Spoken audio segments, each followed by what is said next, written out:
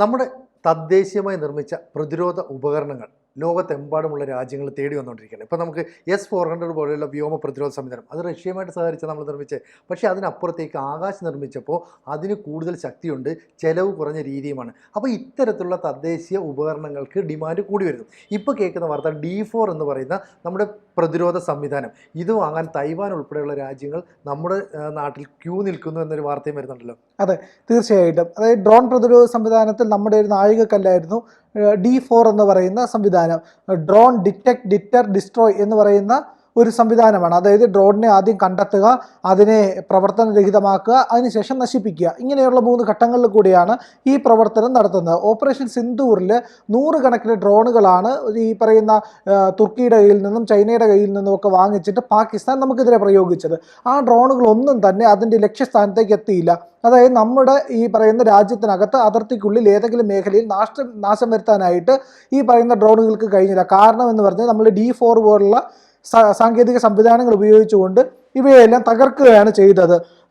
Taiwan ശരിക്കും പറഞ്ഞാൽ ഇത് DRDO തദ്ദേശീയമായിട്ട് വികസിപ്പിച്ചതാണ്. 100 കണക്കിന് ഡ്രോണുകൾ ഒരേ സമയം തന്നെ ഡിസ്ട്രോയ് ചെയ്യാൻ കഴിയും. തായ്വാൻ ഭയങ്കര ടെക്നോളജിക്കലി അഡ്വാൻസ്ഡ് ആയിട്ടുള്ള ഒരു രാജ്യമാണ്. നമുക്കറിയാമല്ലോ, ഈ ദക്ഷിണ കൊറിയ അതുപോലെ തന്നെയുള്ള രാജ്യങ്ങൾ, ചൈനയൊക്കെ ഈ സിസ്റ്റത്തിൽ സാങ്കേതിക വിദ്യയിൽ വളരെ മുന്നിലുള്ള രാജ്യമാണ്. അങ്ങനെ മുന്നിൽ നിൽക്കുന്ന തായ്വാനെ അവർക്ക് പോലും നമ്മളുടെ ടെക്നോളജി കണ്ടിട്ട് ഇഷ്ടപ്പെടണമെങ്കിൽ അത്രയേറെ മികച്ച സംവിധാനമാണ് നമ്മുടെ എന്ന് മനസ്സിലാക്കാൻ പറ്റും. അപ്പോൾ ഈ ചൈനയെ പ്രതിരോധിക്കുക എന്ന് പറയുന്ന ആവശ്യമാണ് ഈ പറയുന്ന തായ്വാനുള്ളത്. നമുക്ക് ചൈന ശത്രുരാജ്യമാണ്. ശത്രുരാജ്യം എന്ന് പറഞ്ഞാൽ നമുക്ക് അത്രത്തോളം പ്രിയപ്പെട്ട രാജ്യമല്ല. നമുക്ക് ഒരുപാട് പ്രശ്നങ്ങൾ തരുന്ന, നമ്മളുടെ അതിർത്തികളിലൊക്കെ നിരന്തരം പ്രശ്നം ഉണ്ടാക്കുന്ന ഒരു രാജ്യമായതുകൊണ്ട് നമുക്ക് ചൈനയെ എങ്ങനെ ഡിഫെൻഡ് ചെയ്യുക എന്നുള്ള ഒരു ചിന്തയാണ് നമ്മുടെ പ്രതിരോധ മേഖലയിൽ നമ്മൾ ഏറ്റവും കൂടുതൽ കാണുന്നത്. അത് പ്രതിരോധിക്കാനുള്ള സംവിധാനങ്ങൾ നമ്മുടെ കയ്യിലുണ്ടെങ്കിൽ തീർച്ചയായും പാകിസ്ഥാനെ നമുക്ക് തുല്യമായി തന്നെ നേരിടാൻ കഴിയും. അങ്ങനെ നമ്മൾ ചിന്തിക്കുന്നത് കൊണ്ട് തന്നെ തായ്വാനും അതേ രീതിയിലാണ് ചിന്തിക്കുന്നത്, എങ്ങനെയാണ് ചൈനയെ പ്രതിരോധിക്കാനാവുക എന്നുള്ളത്. അതുകൊണ്ട് തന്നെ ഇത്തരത്തിലൊരു സൗഹൃദം, ഈ തായ്വാനും ഇന്ത്യയും തമ്മിലുള്ള ഒരു സൗഹൃദം എത്രത്തോളം മെച്ചപ്പെടുന്നോ അത് കൂടുതൽ ഗുണകരമാകും. അപ്പോൾ തായ്വാന് നമ്മൾ ചൈനയെ പ്രതിരോധിക്കാൻ ഉണ്ടാക്കിയ ആയുധമായതുകൊണ്ട് തന്നെ അവർക്കും ഇതിൽ താല്പര്യമുണ്ടായി എന്നുള്ളതാണ് ഈ ഘട്ടത്തിലെ ഏറ്റവും പ്രധാനപ്പെട്ട കാര്യം. ഡ്രോണുകളുടെ ഇലക്ട്രോണിക് സംവിധാനത്തെ ശക്തമായ റേഡിയോ തരംഗങ്ങൾ ഉപയോഗിച്ചുകൊണ്ട് പ്രവർത്തനരഹിതമാക്കും.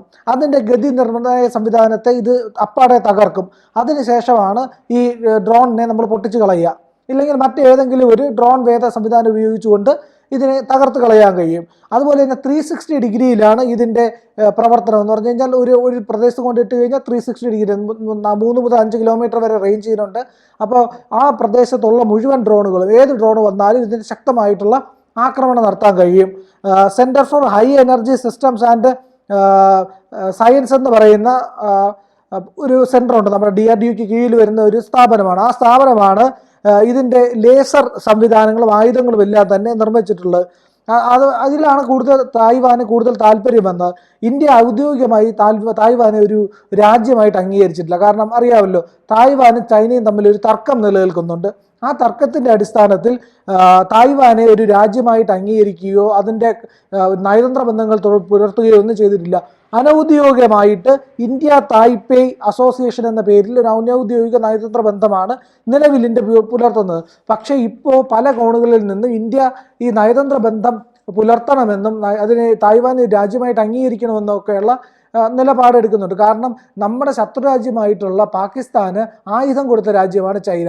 അതുകൊണ്ട് ചൈനയെടുത്ത് ശത്രുരാജ്യമായിരിക്കുന്ന തായ്വാനെ നമ്മൾ അംഗീകരിക്കുകയും അവർക്ക് ആയുധങ്ങൾ ചെയ്യുന്നതിൽ തെറ്റുണ്ടോ? ഒരു തെറ്റുമില്ല. കാരണം സ്വാഭാവികമായിട്ടും ഇപ്പോൾ ഈ തൈവാൻ എന്ന് പറയുന്ന രാജ്യം സ്വാഭാവികമായിട്ടും ചൈനയുമായിട്ട് ശത്രുതാപരമായ നിലപാട് സ്വീകരിക്കുന്നു. അവരിപ്പോൾ ശരിക്കും സംരക്ഷിക്കുന്ന അമേരിക്കയാണ്. ഈ അമേരിക്കയുടെ സാന്നിധ്യമില്ലെങ്കിൽ എപ്പോഴേ ചൈന അവിടെ കയറി ആക്രമിക്കുകയും അത് പിടിച്ചെടുക്കുകയും ചെയ്തതിനെ. ഇപ്പം നേരത്തെ പ്രിയം പറഞ്ഞ പോലെ തൈവാൻ എന്ന് പറയുന്നത് ടെക്നോളജിക്കലി വളരെ അപ്ഗ്രേഡ് ചെയ്തിട്ടുള്ളൊരു രാജ്യമാണ്. ഇപ്പോൾ സ്വാഭാവികമായിട്ടും ചൈനയിൽ ഇൻവെസ്റ്റ്മെൻറ്റ് നിർത്താനായിട്ട് അമേരിക്ക തീരുമാനിച്ചു. അപ്പോൾ അങ്ങനെയാണെങ്കിൽ സ്വാഭാവികമായിട്ടും ബൾക്കായിട്ടുള്ള ഇൻവെസ്റ്റ്മെൻറ്റ് അല്ലെങ്കിൽ ഈ പ്രൊഡക്ഷനൊക്കെ ഇന്ത്യയിൽ നടത്തണം. അപ്പോൾ ഇന്ത്യയിൽ അങ്ങനെ നടത്തിയാൽ ചൈനയെ പോലെ ഏഷ്യയിലെ ഒരു വൻ രാജ്യമായിട്ട് ഇന്ത്യ മാറുമെന്നുള്ള ചിന്താഗതി ഉള്ളതുകൊണ്ട് ചൈനയിൽ നിന്ന് മാറ്റുന്ന പല ഈ പ്രൊഡക്ഷൻ കമ്പനികളും പതുക്കെ തൈവാനിലാണ് വേര് പിടിക്കുന്നത്. അപ്പോൾ ഈ തൈവാനിൽ വേര് പിടിക്കുന്നത് അതിൻ്റെ പ്രധാന കാരണം അവിടെയുള്ള കൂടുതലായിട്ടുള്ള യങ്സ്റ്റേഴ്സിനെ കിട്ടും. ടെക്നോളജിയിൽ കുറച്ച് കൂടുതൽ അഡ്വാൻസ്ഡ് ആണ്. അപ്പോൾ നമ്മളെക്കാട്ടിയും കുറഞ്ഞ ചിലവ് എക്സ്പെൻസ് അവിടെ മതി എന്നൊക്കെയുള്ള ചിന്തയാണ് ഈ ഇത്തരത്തിലുള്ള രീതിയിൽ ചിന്തിക്കുന്നത്. ഇവിടെ എന്താ, നമ്മൾ ഉണ്ടാക്കുന്ന ഓരോ ഉൽപ്പന്നവും അല്ലെങ്കിൽ നമ്മുടെ ഈ പറയുന്ന പ്രതിരോധ ഉൽപ്പന്നവും എല്ലായ്പ്പോഴും നമ്മൾ ലക്ഷ്യം വെക്കുന്നത് ചൈനയാണ്. അപ്പോൾ ചൈനയെ പ്രതിരോധിക്കാൻ കഴിയുന്ന ആയുധങ്ങൾ, ചൈനയെ പ്രതിരോധിക്കാൻ കഴിയുന്ന പ്രതിരോധ സംവിധാനങ്ങൾ ഇത് തന്നെയാണ് നമ്മൾ ഉണ്ടാക്കുന്നത്. അതുകൊണ്ടാണ് ഇന്ത്യയും പാകിസ്ഥാനും തമ്മിൽ പ്രശ്നമുണ്ടായപ്പോൾ ഈ കൂട്ടത്തോടെ വന്ന തുർക്കി നൽകിയ ഡ്രോണുകളെല്ലാം തന്നെ നമ്മുടെ D4 സിസ്റ്റം തകർത്തത്. അപ്പോൾ D4 സിസ്റ്റത്തിന് അത്തരം ഒരു സംവിധാനം, ഒരു കഴിവുണ്ട്. കാരണം അതിനെ ഡിറ്റക്ട് ചെയ്യുക, പിന്നീട് അതിനെ തേടി പിടിച്ച് ചെന്ന് പിന്നെ അതിനെ നശിപ്പിക്കുക. സോഫ്റ്റ് കില്ലിംഗ് എന്ന് പറയും. എന്ന് പറഞ്ഞാൽ അതിൻ്റെ GPS സംവിധാനങ്ങളെ ഇല്ലാതാക്കുക, അതിൻ്റെ ഇലക്ട്രോണിക് സംവിധാനങ്ങളെ തകർത്ത് കളയുക. മാത്രമല്ല ഇത് 360 ഡിഗ്രിയിൽ പ്രവർത്തിക്കുന്നു എന്നതുകൊണ്ട് തന്നെ ഏതെങ്കിലും തരത്തിൽ ഇപ്പോൾ താഴ്ന്ന ലെവൽ, ഇപ്പം നമുക്കറിയാലോ ഈ സമുദ്രത്തിൻ്റെ ലെവലിന് സമാന്തരമായിട്ട് മിസൈൽ അയക്കുന്ന സംവിധാനമുണ്ട് എന്ന് പറയുന്നത് ഭൂമിക്കടിയിൽ, എന്നാൽ ഭൂമിക്കടി മീൻസ് ഭൗമോപരിതലത്തിനോട് ചേർന്ന് വളരെ താഴ്ന്ന രീതിയിൽ പോയി ഈ ഡ്രോണുകൾ വന്നാൽ ഇത് 360 ഡിഗ്രിയിൽ പ്രവർത്തിക്കുന്നതുകൊണ്ട് എവിടെ നിന്ന് ഇതിനെ ഡിറ്റക്ട് ചെയ്യാൻ പറ്റും. അപ്പോൾ അഡ്വാൻസ്ഡ് ആണ് നമ്മുടെ ടെക്നോളജി. അതിനെ തൈവാൻ അംഗീകരിച്ചു എന്ന് പറഞ്ഞാൽ ലോകത്തിന് മുന്നിൽ മറ്റൊരു നേട്ടമാണ് നമ്മൾ ഉയർത്തിപ്പിടിക്കുന്നത്. കാരണം ടെക്നോളജിയിൽ മുന്നിൽ നിൽക്കുന്ന രാജ്യങ്ങൾക്ക് മാത്രമേ മറ്റ് രാജ്യങ്ങളുടെ മികവിനെ അംഗീകരിക്കാൻ കഴിയൂ. എന്തുകൊണ്ടാണ് ഇസ്രായേൽ പോലെയുള്ള രാജ്യങ്ങൾ പോലും നമ്മുടെ കയ്യിൽ നിന്ന് ആയുധം വാങ്ങാൻ തീരുമാനിച്ചത്? കാരണം ജൂതന്മാരെന്ന് പറഞ്ഞത് ടെക്നിക്കലി ഭയങ്കര ബുദ്ധിയുള്ള ആൾക്കാരെന്നാണ് പറയുന്നത്. അങ്ങനെയുള്ള ആൾക്കാർക്ക് പോലും ഇന്ത്യൻ കണ്ടുപിടുത്തത്തെ അംഗീകരിക്കുന്നുണ്ട്. അപ്പോൾ നമ്മൾ defence research and development organisation എന്ന് പറയുന്ന ഗവേഷണ വിഭാഗം നമ്മൾ ചിന്തിക്കുന്നതിന്, ലോകം ചിന്തിക്കുന്നതിന് അപ്പുറത്തേക്ക് ഓരോ സ്റ്റെപ്പും വെച്ച് പോകുന്നു. അതുകൊണ്ടാണ് ഈ D4 പോലെയുള്ള സംവിധാനങ്ങൾക്ക് തൈവാൻ ആവശ്യമായിട്ട് വരുന്നത്. അപ്പോൾ നമ്മൾ നിർമ്മിക്കുന്ന സംവിധാനം എപ്പോഴും ചൈനയെ പ്രതിരോധിക്കുമെന്നുള്ളത് കൊണ്ട് തന്നെ തൈവാനും അത് മേടിച്ചാൽ ചൈനയെ പ്രതിരോധിക്കാൻ സാധിക്കും. ഇത് ചൈനയ്ക്കും ഭയങ്കര പിണക്കമുള്ള സാധനമാണ്. പക്ഷേ ചൈന നമ്മുടെ അടുത്ത് പ്രത്യക്ഷമായിട്ടൊരു സംഭവത്തിന് ഇതുവരെ വന്നിട്ടില്ല. കാരണം അമേരിക്കയും ചൈനയും തമ്മിലുള്ള ആ വ്യാപാര കരാർ യുദ്ധം അവിടെ നിൽക്കുന്നു. അപ്പോൾ ഇന്ത്യയെ പിണക്കാതെ മുന്നോട്ട് പോകണം. പക്ഷേ ഇതിനിടയിൽ കൂടിയാണ് ഇപ്പോൾ തൈവാൻ ഇന്ത്യയുടെ ഈ D4 വേണമെന്ന് ആവശ്യം ഉന്നയിച്ചിരിക്കുന്നത്. എന്തായാലും നമ്മുടെ ആകാശ് പോലെയുള്ള വ്യോമ പ്രതിരോധ സംവിധാനത്തിൻ്റെ അടുത്ത സ്റ്റെപ്പായിട്ട് D4 മാറുന്നു എന്നാണ് പ്രിയം പറയുന്നത്. മനസ്സിലാതെ? അതെ, തായ്വാന്റെ വ്യോമാതിർത്തി സുനിച്ച് പറഞ്ഞ പോലെ തന്നെ ചൈന പലപ്പോഴും ലംഘിക്കാറുണ്ട്, വ്യോമാതിർത്തിയും ഈ പറയുന്ന സമുദ്രാതിർത്തിയും ഒക്കെ. അപ്പോൾ തായ്വാന് ഇതിനെ തകർക്കാനായിട്ടുള്ള ഒരു ഡിഫൻസ് സംവിധാനം നിലവിൽ കയ്യിലില്ല. അപ്പോൾ അങ്ങനെ വരുമ്പോഴേക്കും ഈ ഡ്രോൺ പ്രതിരോധ സംവിധാനം നമ്മളുടെ കയ്യിൽ നിന്ന് വാങ്ങിക്കുന്നത് അവർക്ക് വളരെ ഗുണകരമായിരിക്കും. അർമേനിയയും വിയറ്റ്നാമും അടക്കമുള്ള രാജ്യങ്ങൾ D4 താല്പര്യം പ്രകടിപ്പിച്ചിട്ടുണ്ട് ഓൾറെഡി തന്നെ. പിന്നെ ഇതിൻ്റെ ഉൽപ്പാദനം അതുകൊണ്ട് തന്നെ കൂട്ടാനൊരുങ്ങുകയാണ് നമ്മുടെ ഭാരത് ഹെവി ഇലക്ട്രോണിക്സ് പോലുള്ള സ്ഥാപനങ്ങളെല്ലാം തന്നെ. അപ്പോൾ വലിയ തോതിൽ ഈ പ്രതിരോധ രംഗത്തെ നിക്ഷേപവും അതിൻ്റെ വികാസവും ഒക്കെ ഒട്ടും വൈകാതെ തന്നെ നമ്മൾ വലിയ രീതിയിൽ മുന്നോട്ട് പോകുമെന്നാണ് ഇതിൽ അറിയാൻ കഴിയുന്നത്. അത് ഇതിൻ്റെ റിയൽ ടൈം സെർച്ച് സംവിധാനം വലിയ പ്രത്യേകതയുള്ളതാണ്. ഒരേ സമയം അനുസരിച്ച് പറഞ്ഞ പോലെ തന്നെ ട്രാക്ക് ചെയ്യാനും ന്യൂട്രലൈസ് ചെയ്യാനും ഒക്കെ പറ്റും. ഈ സോഫ്റ്റ് കില്ലിങ് ചെയ്യാൻ പറ്റും, അതുപോലെ തന്നെ ഹാർഡ് കില്ലിങ്ങും ഉണ്ട്. ഞാൻ പറഞ്ഞ പോലെ ഇതിനെ ന്യൂട്രലൈസ് ചെയ്ത് തറയിൽ വീഴ്ത്തി നശിപ്പിക്കാനും കഴിയും. അതുപോലെ തന്നെ ഈ വരുന്ന ഡ്രോണിനെ അതിനകത്ത് ചിലപ്പോൾ ഈ വെടിക്കോപ്പുകളായിരിക്കും ഉണ്ടായിരിക്കുക സ്വാഭാവികമായിട്ടും. ആ വെടിക്കോപ്പുകളെ നശിക്കാനായിട്ട് ചെറിയ റോക്കറ്റ് സിസ്റ്റംസ് ഉപയോഗിച്ച് ഇതിനെ അടിച്ചിട്ട് അതിനെ ആകാശത്ത് വെച്ച് തന്നെ പൊട്ടിച്ച് കളയുക എന്ന് പറയുന്ന ഒരു രീതിയും ഹാർഡ് കില്ലിംഗ് എന്ന് പറയുന്നത് ചെയ്യാറുണ്ട്. ഈ 3 മുതൽ 5 കിലോമീറ്റർ വരെയുള്ള ദൂരപരിധിയിലാണ് ഈ പറയുന്ന തിരിച്ചു പറഞ്ഞ പോലെ താഴ്ന്നു വന്നാലും ഉയരത്തിൽ വന്നാലും ഒക്കെ ഇതിനെ തകർത്തിടാനായിട്ട് ഇന്ത്യക്ക് കഴിയും. MK സെക്കൻഡ് A എന്ന് പറയുന്ന നമ്മുടെ ലേസർ പ്രതിരോധ സംവിധാനമുണ്ടല്ലോ, അതും ഇതുപോലെ തായ്വാൻ ആഗ്രഹം പ്രകടിപ്പിച്ചിട്ടുള്ള മറ്റൊരു വാങ്ങാൻ താല്പര്യം പ്രകടിപ്പിച്ചിട്ടുള്ള ഒരു ഡ്രോൺ പ്രതിരോധ സംവിധാനമാണ്. ഡ്രോണ്, UAV, അൺമാൻഡ് ഏരിയൽ വെഹിക്കിൾസിനെ എല്ലാം തന്നെ തകർക്കാൻ കഴിയുന്നതാണ്. ഡയറക്ടർ എനർജി വെപ്പൺ എന്ന് പറയുന്ന വിഭാഗത്തിലാണ് ഈ പറയുന്ന MK സെക്കൻഡിനെ നമ്മൾ കണക്കാക്കിയിട്ടുള്ളത്. അത് 4 മുതൽ 5 കിലോമീറ്റർ വരെ റേഡിയസിലാണ് പ്രവർത്തിക്കുന്നത്. 30 കിലോ വാട്ട് എനർജി ഉപയോഗിച്ചാണ് ഈ ലേസർ സംവിധാനം പ്രവർത്തിച്ച ലേസർ ആയുധം ഉപയോഗിച്ച് ഈ പറയുന്ന ഡ്രോണിനെയൊക്കെ തകർക്കുന്നത്. ഇപ്പം നിലവിൽ ഈ ലേസർ സംവിധാനം ഉള്ള രാജ്യങ്ങൾ എന്ന് പറഞ്ഞാൽ US, ചൈന, ഇസ്രായേൽ, റഷ്യ, ഈ 4 രാജ്യങ്ങൾക്കാണുള്ളത്.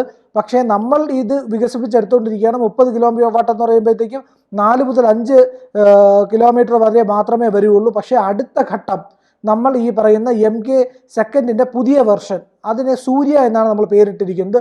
300 കിലോ വാട്ടാണ്. ഇപ്പോൾ ഉള്ളത് 30 കിലോ വാട്ടാണ്. അതിൻ്റെ 10 ഇരട്ടി എന്ന് പറയുമ്പോൾ 300 കിലോ വാട്ട് പവറുള്ള ഒരു സൂര്യ എന്ന് പറയുന്ന ഒരു ലേസർ പ്രതിരോധ സംവിധാനവും കൂടി നമ്മൾ ഉടനെ വിഭാവനം ചെയ്തിട്ടുണ്ട്. 20 കിലോമീറ്ററാണ് അതിൻ്റെ റേഞ്ച്.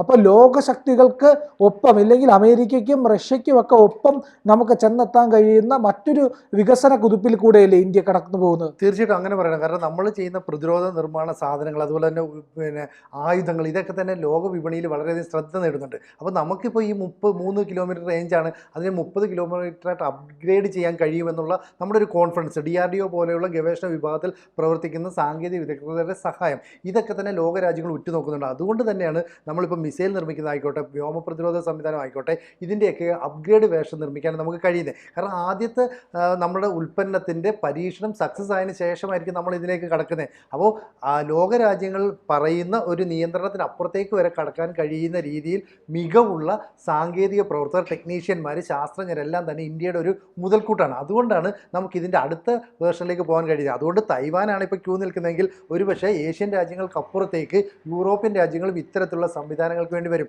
കാരണം നമ്മൾ പലപ്പോഴും നമ്മുടെ ആയുധ സംവിധാനങ്ങൾ എന്താണ്, നമ്മുടെ വ്യോമ പ്രതിരോധ സംവിധാനങ്ങൾ എന്താണെന്ന് പൂർണ്ണമായിട്ടും വെളിപ്പെടുത്തില്ല. അതൊരു ഡിഫൻസ് രഹസ്യമെന്ന് വേണമെങ്കിൽ പറയാം.